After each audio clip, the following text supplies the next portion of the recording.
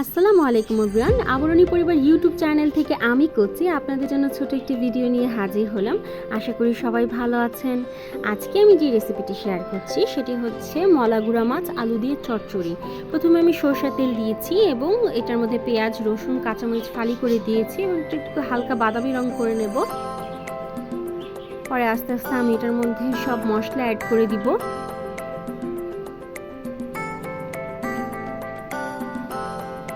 এখন আমি দিয়ে দিচ্ছি হলুদের গুঁড়ো,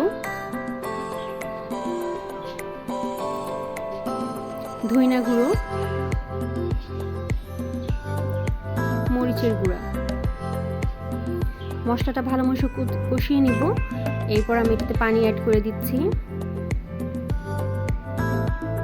রান্নার মজাই হচ্ছে কষানোতে, যত বেশি মশলাটা কষানো হবে তরকারিটা ততই সুস্বাদু হবে। আমি আলু দিয়ে দিয়েছি। আলুটা একটু কষানো হয়ে গেলে আমি এতে মাছ দিয়ে দিব। লবণ দিয়ে দিচ্ছি পরিমাণ মতো। লবণটা হচ্ছে যে যার স্বাদ মতো, কেউ পারফেক্ট খায়, কেউ একটু কম খায়। এবারে মাছ দিয়ে দিয়েছি। ভালো মতো নাড়াচাড়া দিয়ে পানি দিয়ে আমি এটাকে রান্না করব। রান্না শেষ পর্যায়ে চলে এলে আমি ধনিয়া পাতা দিয়ে নামিয়ে পরিবেশন করব। ধন্যবাদ সবাইকে।